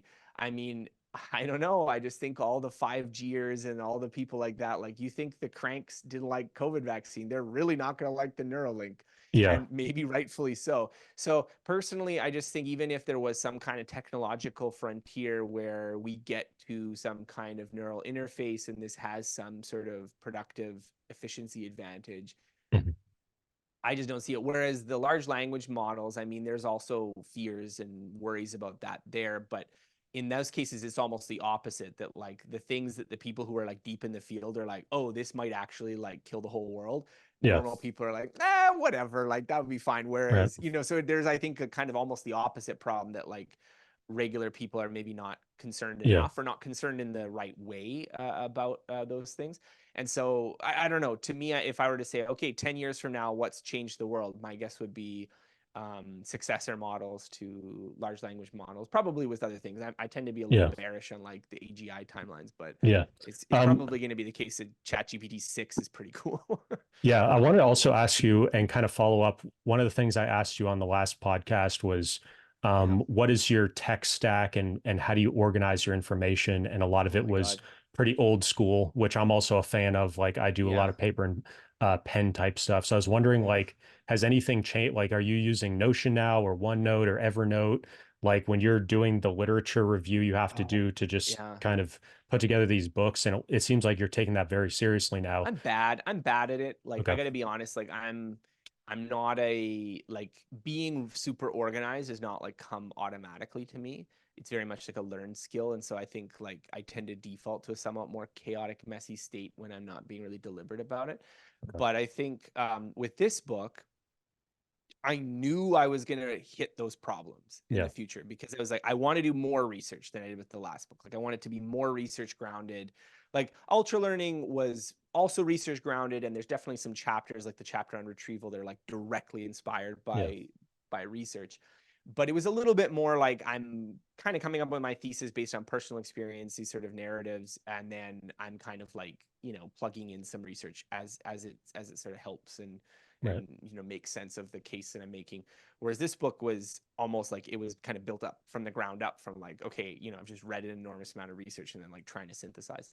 And so I knew I was going to encounter those problems. Now, the solution that I ended up using was still pretty low tech, but Okay. basically some of the things that I fixed is that with the previous book, I actually printed out the papers because I like reading them on physical copies. That was a huge mistake because it's not searchable. And Yeah. then you're like, where is that paper? And it's just in one of the many binders that you're keeping on a shelf, and you have to like flip through it to find it. So that was a nightmare. So So you're I didn't writing do in that. So I Word kept or you're everything. actually handwritten No. things? So like all the PDFs are in one folder. So I have a folder that has like 600 documents in it, and it's all like author alphabetical like But it's thing. Microsoft Word and you're exporting it No, to this is PDF. PDF. So this is just like because you download from like the website Oh yeah, Cough yeah, yeah, yeah. Sci-Hub Cough, and then it's a PDF. The papers Right, I'm talking about. right. When it's a Okay, I got book, it. when I was reviewing a book, because usually I still prefer physical books. So if it Right. was a Kindle, then you just make notes. But if it was a physical book, which is typical for like these sort of like out of date textbooks that I'm reading, I mean, there's no digital version, and Yeah, you have to like yeah. be really creative about finding a version that doesn't cost $800 on Amazon. Right, But you get these books in. And then I would be kind of like making notes on the book. So all of my books have like writing in them. right. And then when I would be done the book, I would open up it's Microsoft Word. I use Apple's Pages, but I would just make like a Pages document, which would be, I would go through and like give a quick summary of the book, write out all of the like quote some things that I thought were important, like that I might want to find again later. So if it's like, oh, they mentioned some cool study or they mentioned some kind of idea, then I would quote it. So I have some of those that I typed up. And then in particular, whenever there was like further reading, whenever there was something like, oh, you should follow this, I would just put a little Mhm. star next to it on books or in papers. And that was often how I was doing more reading, because each book would itself suggest like about 15 to 20 books Right. and papers. So that's how you just accumulate all this research, is that if you just like have even like a minor amount of those that you actually follow through, like it just branches exponentially. And so that was how I kept track of it. Now there was a point in the writing process where I was like shifting ideas, because I originally had started with a sort of a bit of a different idea. I was going to focus on the transfer piece, and then as I kind of got further in the writing, I didn't like it as much for centering the idea. I thought it wasn't working out how I Yeah. wanted. And so when I was trying to think, okay, well, what should I write instead? And the idea of this like see-do feedback and some of the other themes that became very prominent in the book, I did a real inventory. So I went through all the like several hundred papers that I'd read and all the book reviews I'd read, and I used an application called the Archive, which allows you to basically make these like very small text documents. And it just allowed me to like make little like notes to summarize. So like, here's everything I've read on expert novice differences, or here's everything I've read on um, problem solving Mhm. or retrieval, or like what we were talking about, like inquiry versus direct instruction. Or like I would have like, okay, so these are like the 10 papers I read that like talk about that. So it was And like that turned out to be Zettelkasten. really helpful. Yeah, it's a Zettelkasten, but the idea of Zettelkasten is this continuous system. But really, I just did this over like 4 days Yeah. at like one point in time. And so all the research that came after that, I did sometimes reorganize it into the Zettelkasten, but it was a little bit more like, once I decided what the structure of the book was going to be, it was a lot easier to just do it in place in writing, because it was like, okay, I know I'm going to be talking about this and this, and so I Right. have this kind of organized template for things. So I don't know. Aside from this like minor detour using the Archive, like it was a super low tech system. Like it's just a folder that has PDFs in it. It's not like anything Do you think crazy. you're going to do anything different for your third book, your next book?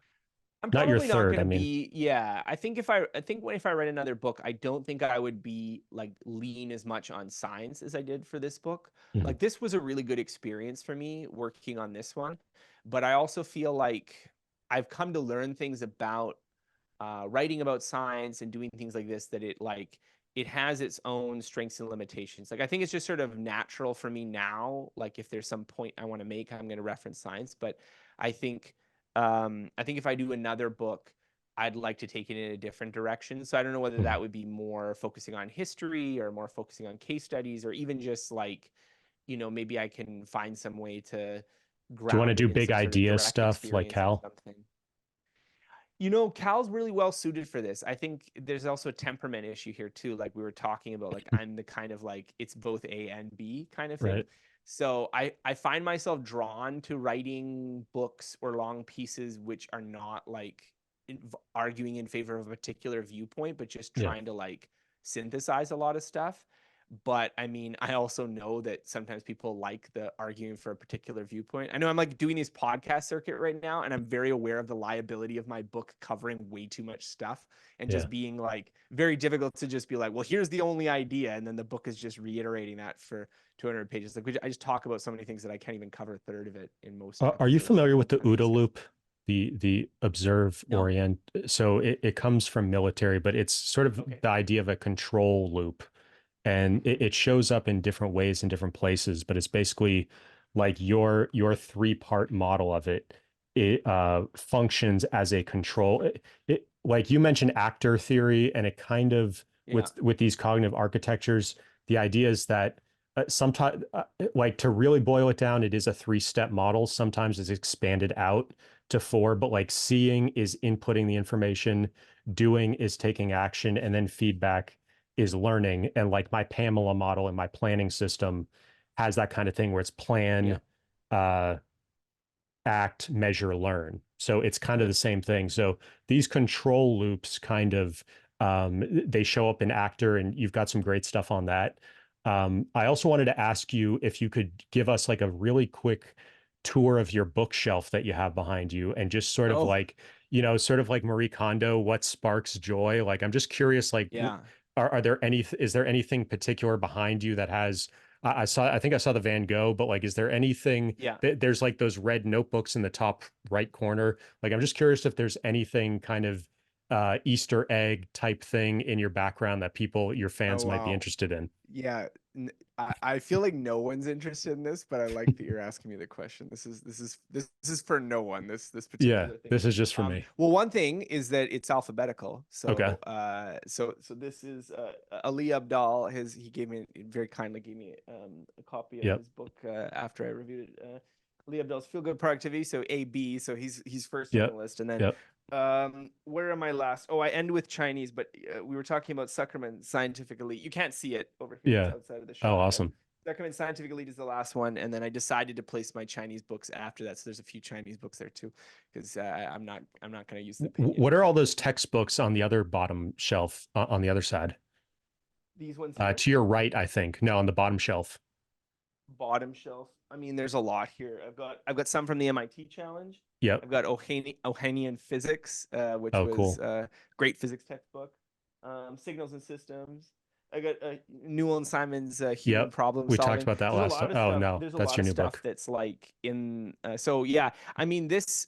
I have I go through bookshelves. So like this, I'm in Yeah. an office right now, Mhm. and I used to work from home, and then like the pandemic happened, and I actually started working at an office Mhm. because I had a toddler at home, and I was doing Yeah. interviews like this, and I was telling my wife, can you like just be quiet when I'm having the podcast? And she's like, Yeah. dude, you need to get a space because I have a Yeah. baby here. Like I cannot be. It's just like, so we got this office like middle of the pandemic when rents were really cheap, and so I've got a little space here, and we have the books, which is nice, but I tend to go through this process of like I don't have a bookshelf, or Mhm. I'll like don't have a bookshelf, so I just have like boxes of books in like Yeah. kind of Same. inconvenient places, and then I buy a huge bookshelf and I fill it up, and it's like got gaps, and then I go on this like buying spree where I'm like buying everything as like a paper book, and then it fills up again, and I'm like, whoop, pump the brakes there, like you should be getting more digital copies. So I've now reached that I can't fit any more books on here phase Yeah. of the book buying process. So I'm like, okay, can I get it in Kindle?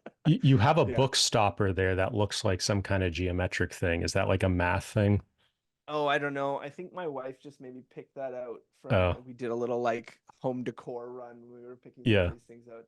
And these are the translations of ultra learning. I've Oh, some of them wow. at least. Yeah, that's awesome. So those are some of the versions there. Yeah, it's really cool getting the translated editions. I Yeah. haven't like because I speak some of the languages. I've read my own book in Spanish. Mhm. I started reading it in Chinese, but I didn't read it the whole way. I think I read like a chapter or two. And but it's just kind of funny because you also get like there's a Latvian copy and Yeah, no French by the way, but like that's Latvia and crazy. then so it's just I guess the the French, I translations are the mean, they've most got fun their part. 35-hour work week, so maybe they don't care that much. I don't know. I was asking about that, and apparently the explanation is that like I guess France has a more like they have a larger ecosystem for like publishing books in French. Interesting. And so they don't buy as much translation Yeah. because there's enough French authors and people who are writing in French, which, if true, that's an interesting explanation Do for you have any thoughts on productivity. like Yeah. this 996 movement and kind of anti-work, anti-productivity? Ali Abdaal's kind of talked about this, where his publisher told him like people are kind of starting to be against productivity. And you talked about, I think, Yeah. Alan Newell, who was working 100-hour weeks, or Yeah. um, Herbert Simon. Yeah. Herbert Simon. Yeah, that's Yeah. it. Yeah. The Um, other one. Yeah. yeah. The So one who like, won a Nobel Prize, yeah, if Alan Newell had only kept it up. No, I'm just joking. yeah. So I was Yeah. thinking Simon and Simonton. I was getting those Yeah. confused. Yeah. So what do you think about this kind of anti-productivity movement 996? I mean, to me, it's very obvious, and you've talked a lot about having a work ethic and working really hard for certain periods and certain things. But it seems to me that like you sort of can't have your cake and eat it too. There is a certain extent to which IQ and Yeah. inherent ability matters to an extent. There and like that's your potential, and then to the extent that you invest it to get your crystallized intelligence, and then there's also just how much time you're willing to invest. And Yeah. then the third pillar, or the third leg of that stool, is how productive can you be, and do you have these kind of systems? Do you see it in a similar way? And like, what do you Well, think about yeah. anti-productivity stuff in general? I don't know. So the first thing I'll say is that, personally speaking, like I get kind of lumped into this, aggressive work ethic. But like if you actually look at my like day-to-day life, it's like I have a pretty cush life, I feel like. Yeah, Like I go and I write these books and I work, and like, I usually come home, like I'm usually home like a little bit before 5, so I'm there with the family. I'm not like usually working on weekends. I think my personal pattern is that I get obsessed about things. And so when I'm in yeah, these periods of obsession, I am really putting in a lot of hours. So when I was doing research for this book, for instance, I was reading on weekends. I was reading over the Christmas break and doing this kind of thing. And I mean, some of that was motivated by like just strictly work concerns, but it was also mm, just, that's my personality. yeah, But I mean, I know tons of like people in my personal life that I know work harder than I do. So yeah, I don't want to give that kind of like, scolding you about how you need to be working harder. And it's just like, I'm not that kind of person. But I tend to think this sort of anti-work viewpoint, as much as I sympathize with sort of the emotions of it, because as someone who is not like, does not aim to be a workaholic, I certainly sympathize with it. But I think sometimes there can be this sort of like, I would say sort of almost naivete about like, well, what did you think the production function was? Like, what did you think it was that like, oh, yeah. at some point your productivity becomes negative? Like, I mean, I'm sure at some point, but I mean, What is that if you are negative like reasonably productivity? motivated, well, I mean, meaning that, I think there's an argument that like, well, actually you're most productive when you work, let's say 30 hours a week, because every additional hour is like actually destructive to like Oh, what you're okay, creating.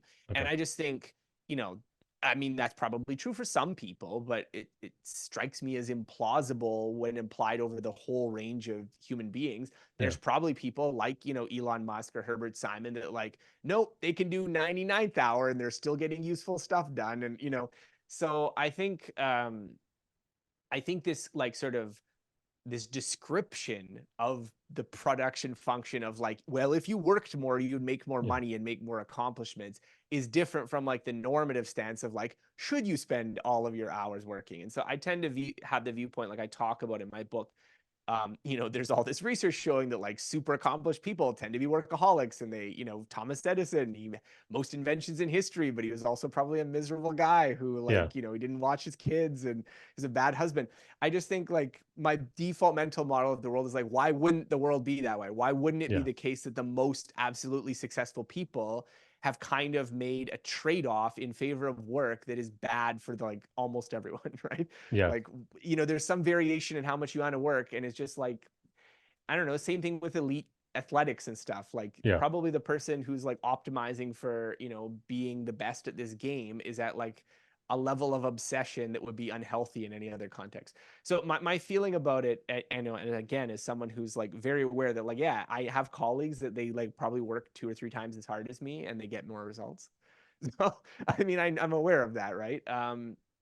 So I think my the correct answer to view is that like, yes, you probably could get more done if you worked more, but there's lots of other things that are valuable in life. And you know, Right. at the end of the day, what's the old quote? At the end of the day, like at the end of your career, the only people that are going to know you worked overtime are your kids. Like, Yeah. I mean, I'm a That's a great one. subscriber in that viewpoint. And so I think from that perspective, I'm very much against like obsessively overworking. And that's part of my interest in productivity in the first place, because it's like, how can you still get like, you know, an interesting amount of work done, but you have weekends off and you're like not actually stressing yourself out. So that to me Yeah. is the puzzle of productivity. It's not like how can you be a workaholic? Yeah. I think there's kind of like the Thomas Edison slash Elon Musk, where these guys do kind of throughout their life are keep on working. And then there's the kind of you get tenure or you win your Nobel. And like there's certain things that happen where you sort of balance out, or you just decide, and like I'm kind of similar and I followed your path of just like wanting to know how can I have free. To me, it was more about how do I have free time so I can explore my interests, even though I don't necessarily have to make money with it. And then it turns Mm-hmm. out, kind of like with what you do, is like you take on a challenge like learning how to draw. And it turns out that also has, it's something you can blog about and talk about Yeah. and do videos on. So it does kind of, people trust you and they want to see what kind of other things you're doing. So I want to wrap up with just kind of a quick listicle type question of just, Sure. I'm curious if there's anything interesting in terms of like stuff that you use every day, whether like I assume you're an app iPhone guy, not an Android. Um, Yeah, I'm an iPhone and guy. Yeah. but like, are there any interesting other elements of your tech stack in terms of are there any weird apps you use or weird or like Mm, websites or kind of actually there was one other question about, and you yeah. could merge it in with this one, but just Okay. like, have you found like we started with this like scientific elite and greatness. Is there Yeah. anything you've found, and you've like had coaches for your language learning, but outside of Yeah. that, have you found that there's anything in particular that you like to delegate and almost like if you were if you were going to be like like if somebody offered you a professorship and you could have a research lab and you could have some Yeah. PhD students and you know, are there any projects you would want to take on? Are there any like if you could apply funding to something and you Yeah. had your own research lab, is there anything like you think really it would be cool to do like that? Okay, That's so kind of a there's a couple tangent questions there. actually. Yeah, We could, yeah. and then All we'll right, all circle right. back to the listicle. So we'll talk about let me go to the first question. I Okay. always like to do things chronologically. So you were Okay. talking about like tech stuff I use. Yeah. I'm like really super boring with tech. Like, I Okay. mean, I had that whole conversation, which basically amounted to I save the PDFs in a folder. Like that was how I do research. So, you know, like if you're expecting any deep mysteries there, there's none. And I'm sure there's someone who could be like, well, actually, if you were doing it this way, you'd be more efficient. And then they would suggest the system, and I would promptly not follow it I mean, because you seem like kind of an obsidian guy. Like if I had to guess, I would say, you know, because like Zettelkasten, like, and you like to program and stuff, like you would kind of yeah. fit into more, you're more of like an obsidian guy than a Notion guy, I would say. Although Uh, Notion has a lot of I don't know. interesting programming stuff too. But I like, you know, I just like a lot, yeah, pencil and paper, Word Yeah, documents and stuff. same. Like a lot of my thinking is done that way. Yeah, for tech stuff, I don't know. It's really hard to say. I think the thing that I use on a daily basis that's puts me in like the weird camp for most things, which is not super weird, but just like compared to normal people, is I still use RSS as like my main Oh yeah. way of getting I mean, Google content Reader, online. that was tragic when Yeah, Google well, Reader Google died. Reader, they like shut down or something. It was really disappointing. And then now I'm using Feedly. Feedly. Um, Okay. and I really hate how everything turned to this like algorithmic feed BS. Like I Right. really hate it. Um, not because I don't find it enticing, not because I don't understand why they did it. Like if you go to the YouTube homepage and you like click on things for a while, like they are still continually serving you up more stuff. But I just feel like that's optimizing for the goal of me wasting all my time on YouTube. Whereas my goal is like, I want to dip in and get out. Like, I want to Right. get what I like and then get out. I don't want to be spending all my time on YouTube. I know it's a trap. And it was for that reason, like, you know, I'm not on Twitter anymore. Like, I mean, I have an account that posts my essays, but I'm not like on Twitter anymore. And like, Mhm. I used to go on Reddit, and it's like, I got two kids now. I got a business. Like, Yeah. I don't have time for this anymore. Like, it was enjoyable when it was like, yeah, I have 6 hours a day that I can, you know, just throw at like random stuff and it doesn't matter. So Feedly is really good because you can put YouTube channels on there. Oh, blogs wow. on there. You could do almost any social media that has RSS. I don't know whether they're like, I'm kind of surprised. I think it's just because it's such a weird niche solution that, Yeah. YouTube's not really worried about like, because they probably don't like that, there's people who are doing this. I just think it's like we're Yeah. 0.001%, so it's just like easy to ignore. Yeah. Um, and I also subscribe to newsletters, which I do get through email. Mhm. But it's the same kind of like pull system where like I'm just getting all the content from this and then I decide what I want to do with it. And I mean, I'm kind of weird in that like and my thing is almost always empty.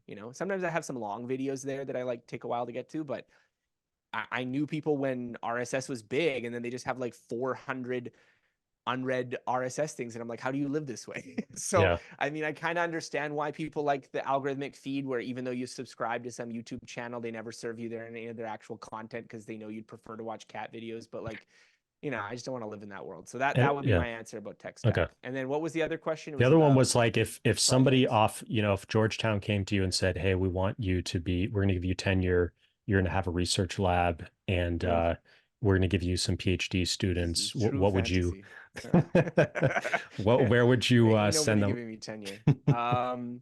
Yeah, I mean, I don't know. It's interesting. Like, so on one hand, I do have some of the advantage of that. Like I have like one of the things, we were talking about pitching courses, and part of the reason that you don't go on podcast pitching courses is the courses are more expensive. So it's kind of like a business model where, the book, you're really trying to reach people who don't even subscribe to you. You're trying to get the book in their hands.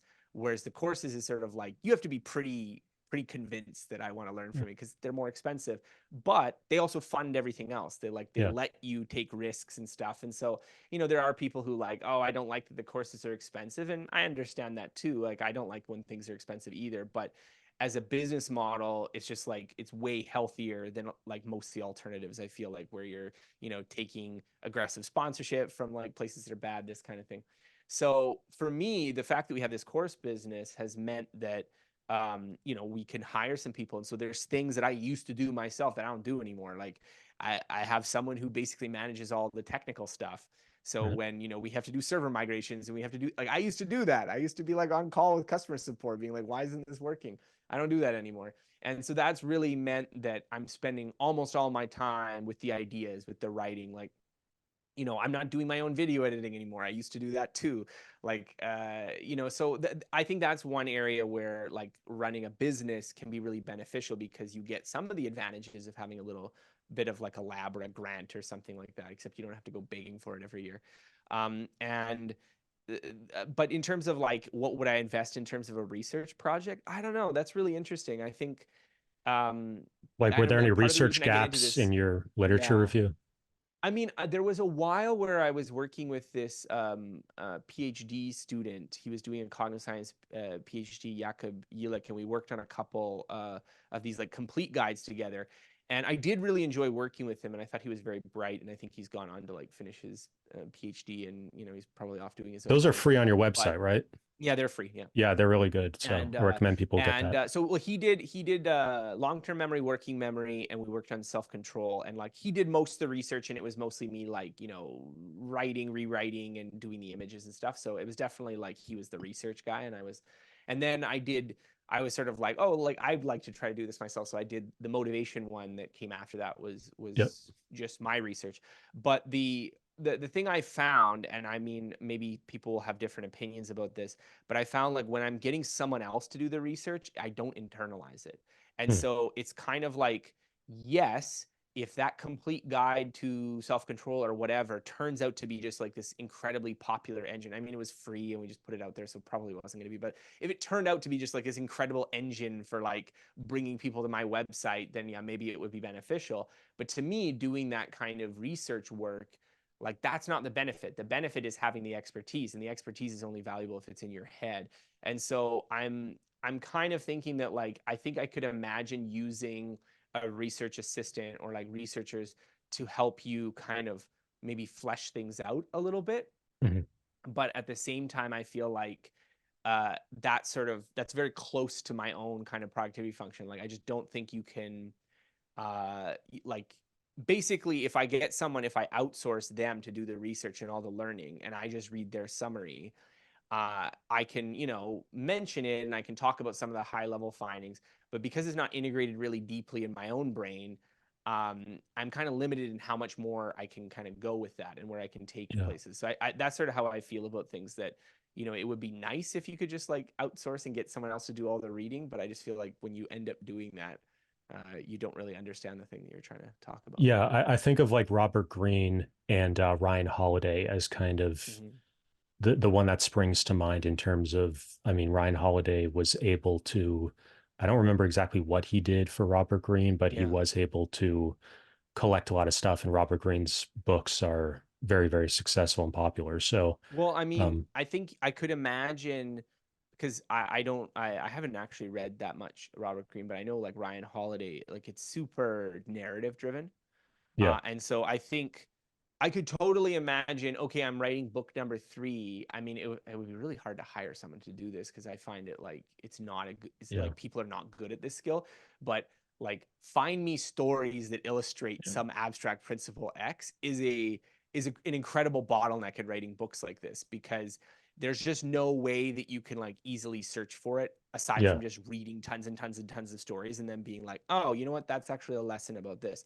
And so I think if there was some way where you could do that easily, it would overcome a bottleneck, because once you know, okay, this story illustrates this principle, or this story is interesting and it illustrates this principle, an even harder combination.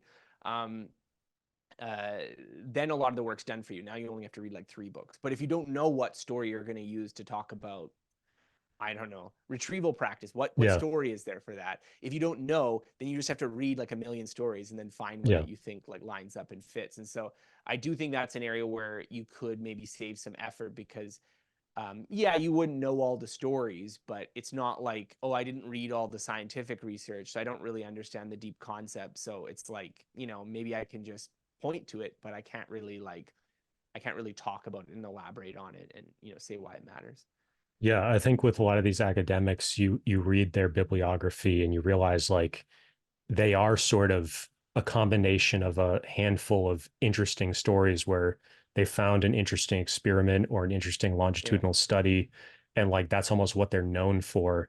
And maybe they did a bunch of stuff with the military, and so that's where the Yeah. fighter pilots come in, or other things. And so Yeah. it's kind of a behind the curtains view, I think, of academia, that they're actually, there's these research programs and there's these, they have these genealogies, and there are these kind of key stories that go along with each of the major, um, Chess, Anders Ericsson, all the Yeah. interesting stuff. It's just like it's a handful of stories sometimes with each of these people that they're really well known for. I mean, like I do this too, though. I think, well, like you were saying about the stories, like Malcolm Gladwell's book Blink. He talks about the firefighters. I mean, that's directly from the research. Yeah, Like the guy did the research on firefighters, so it's like it's pretty obvious to see what happened. Is like Malcolm Gladwell, he wants to talk about intuition. He encounters his client, and then he goes and like, oh, he does these firefighter research. Now I just have to like, I've gotten a pretty narrow search space of like, okay, I'm gonna look for stories about this. And I mean, I do this as well. Like I sometimes you just hear about a story randomly and then you see how it's going to fit in later. But then the other times, I'm reading the book on fear, and it's like Stanley Rockman talking about this whole London Blitz thing. And I'm not like copying and pasting it. I do my own research and follow it up, but it's like, he's making that connection. He's saying, okay, these things are related into this theory. And so it's like, okay, this is great. yeah, It's nice that you publish it in this academic book, that like it's not like Malcolm Gladwell where now everyone's heard that firefighter story, so I definitely can't use that one. But I think so there are situations like that, like when I was even doing I didn't know what the takeaway was going to be, but I was reading a book that was talking about like aviation training, and it directly made the comparison between this Tenerife disaster and this Smith Berry. So like that's how I found that connected story, and like how that, because someone who's read all these aviation stories put them together, and so I found it. So you can just find these things just by reading a lot, but it's obviously helpful if you can, because the value is in finding novel connections, interesting stories, things that people don't expect. Um, I think that is one of the kind of bottlenecks in the intellectual work of producing a book like this.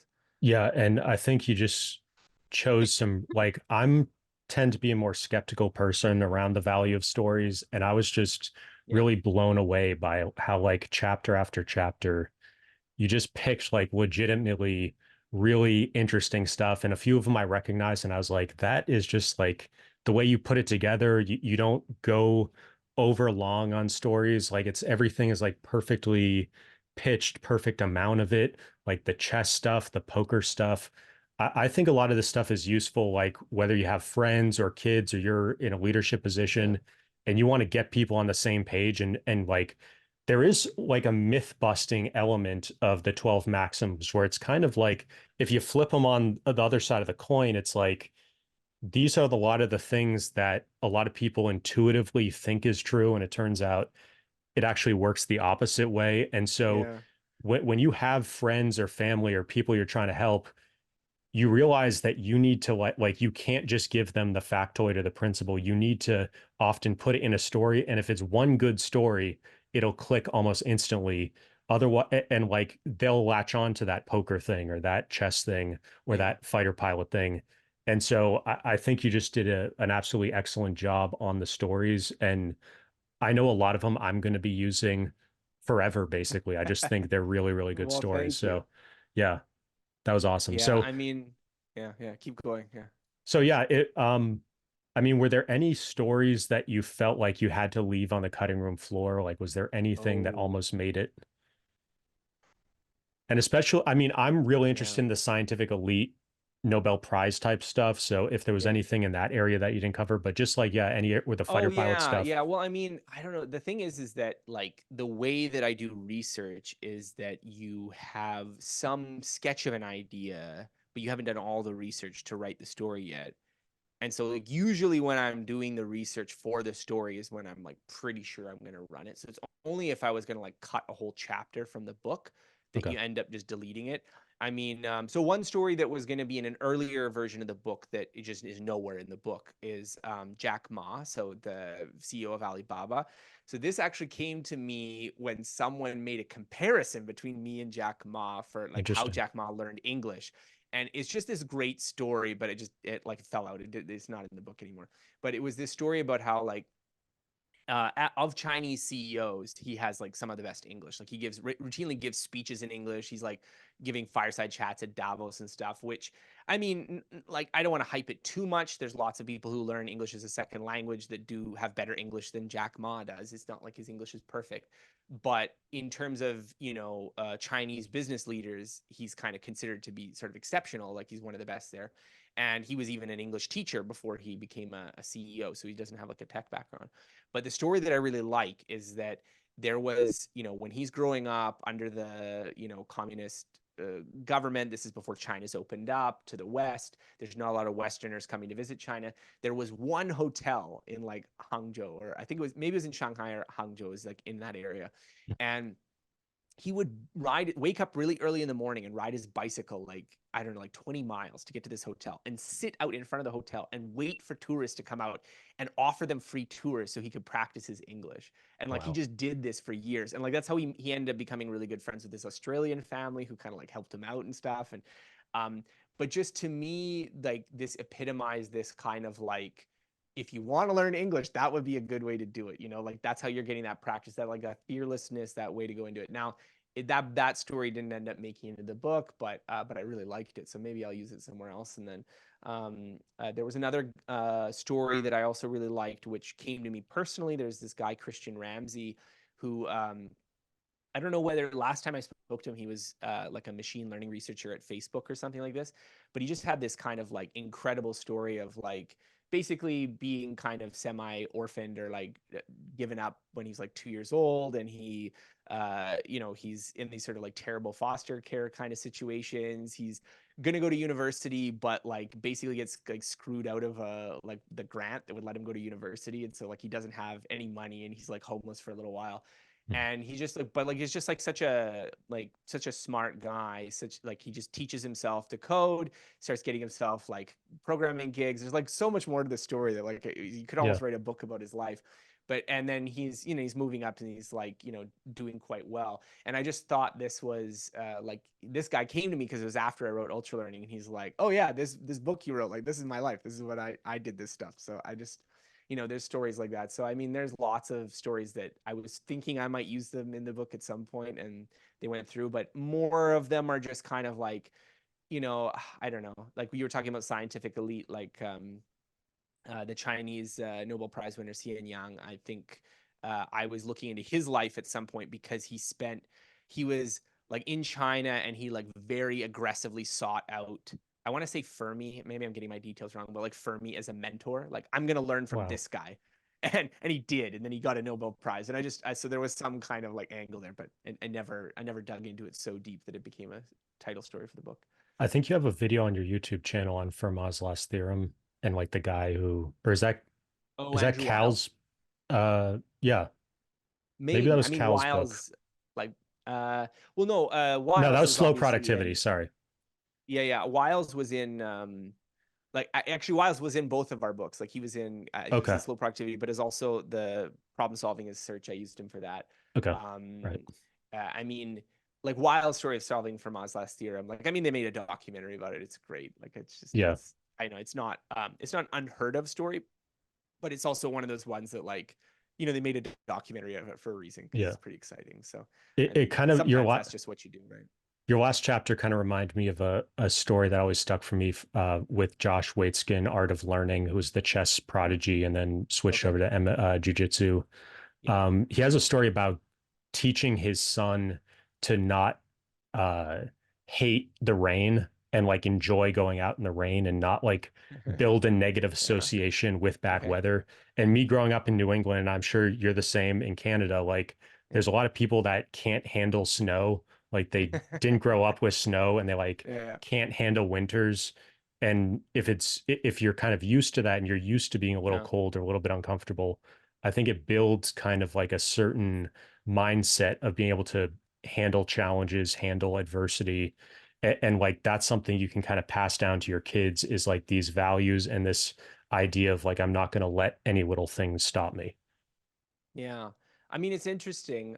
Well, I grew up in northern Manitoba, so I didn't even grow up in Winnipeg. So I grew up in like literally one of the coldest places that's like inhabited on Earth. Wow. So I feel like if that is true, then that would be very interesting if that's the source of my persistence in life is those -50 winters. They really get you. Wow. Yeah. But I mean, I don't know. That's interesting. That's an interesting thought. I feel like one distinction which I didn't raise in the book, like I didn't make front and center, but does seem to be important is there's a difference between finding something unpleasant and having anxiety or fear about it. Like they're both negative reactions, but I don't think that they're the same in like a deeper way. In that there's lots of things that I don't think are pleasant, and I avoid them because I kind of have like the correct perception about that being unpleasant. I don't want to Yeah. do it. Whereas fear or anxiety, they're like anticipatory reactions, right? They're more like this is going to go badly, and so I'm going to avoid it. And so there are things that the whole exposure therapy works because, especially for these sort of things that maybe we're predisposed to fear, like related to social circumstances or that kind of thing. If you get exposure to it, the reality like tends to diminish the fear because the thing that you are actually afraid of doesn't actually happen that often, right? Mhm. Or when it does happen, it's not as bad as you think it's going to be. Yeah. Whereas stuff like, if you don't like eating a certain kind of food, I mean, you could just eat it every single day, but I don't think that's like exposure therapy that is going to like, oh, I'm going to love this food now because I just don't think it's the same kind of like reversal of expectations. It's sort of Yeah. like, oh yeah, this I hate it again. Like it's so I think there's some interesting ideas there. Even like Pierce Steele's work on procrastination, where everyone says, oh, I procrastinate because I'm a perfectionist or because I'm too anxious, and his research is like, no, most of the people who procrastinate, it's because the work's unpleasant and they're impulsive. Yeah. So it's like it's like that kind of distinction as well, that it's not just like, oh, I'm afraid of not getting an A on my test. Well, that actually makes you study more sometimes, and it's the people who just like, oh, I hate studying, I'd rather go party. Like that's the more modal explanation for why people procrastinate. Yeah, so I think that's a good place to wrap up. Is there anything you'd like to leave Yeah. people with? Anything you're working on next, or how people should find you? They can go to your website, scottyoung.com. You've got a YouTube channel that you also publish a lot of video essays or Yeah. video versions of your essays. But anything, and actually, I did wanted to roll through your courses. You have top performer, and you did that with Cal Newport, and that's kind of like if you do want to be a top performer in your field, this is what you do. And I have some coaching clients where they've taken that course and they also happen to be very top performers, went to great schools and just achieving amazing things. So, and that was before I even met them. So Yeah. I give very high marks to that course, and I recommend it for Oh, thank anybody you. who really takes this stuff seriously and is thinking in terms of like not even just Nobel Prize in scientific elite, but like if you really want to maximize your potential in that sense. There's also Life of Focus, which is about like how do you really build a lifestyle where you put yourself in the perfect, kind of like Tiger Woods or some of these athletes that are just from an early age, they have all these resources, they have the perfect environment, sort of like the Michael Phelps, where it's like everything is geared towards them maximizing their potential. Um, so anything else you want to add on your courses as well, Mhm. I mean, before we yeah, we wrap up? also have the course Rapid Learner, although it's Yep, like, Rapid Learner. there's a lot of overlap with the books. I mean, you were mentioning, which I think is very nice and very complimentary to me, that like the courses are sometimes better than the books. But I think it's also because course is a different format. Yeah, There's things in a book, like it's always keep it entertaining, keep it fun, keep it moving. And I mean, that's great. And I like that because it lets you win people to your ideas and have conversations. But if you're asking me, like, I want to implement this and actually do all these things, courses usually are better because you can have like big long PDF worksheets and you can have right. like, okay, break down the instructions, step one, do this. And I mean, yeah, there are books that are written that way as well. But I mean, we structure our courses over a number of weeks. So we know that we want to make sure you're getting X right before you move on to Y and that kind of thing. And so I really enjoy making the courses. That's one of my favorite things to do in this space. Like I don't just do it as a, oh, well, I've got to find some way to make money. It's very much something that I really enjoy is crafting those experiences. So yeah, the top performer, rapid learner, uh, Life of Focus, and then we also have a course, Make It Happen, as well. And so I'm sure there's going to be more stuff coming out. But yeah, check out the website, scottychung.com, YouTube channel, podcast. You can check out the books on Audible, Amazon, wherever you get your books from. Kindle. And there's lots of stuff to dig in, lots of free stuff too if you're not sold yet. Yeah. Um, so the book is Get Better at Anything, 12 Maxims for Mastery. Scott, thanks again for coming on. And everybody go to Amazon, get his book. And Oh, I'm thank you. actually going to be giving away 10 copies of this book. So the first 10 people who leave substantive comments in the YouTube comments, I'm going to be sending you a book. If you're in another country or you need the Kindle, you just email me and we'll take care of that. But Scott, thanks again for coming on. And everybody go check out Scott's website. Make sure you're on his newsletter so that you get all the information about the courses and other things he has coming down the pipe. So Scott, thanks again, and appreciate you coming on. Oh, thank you so much.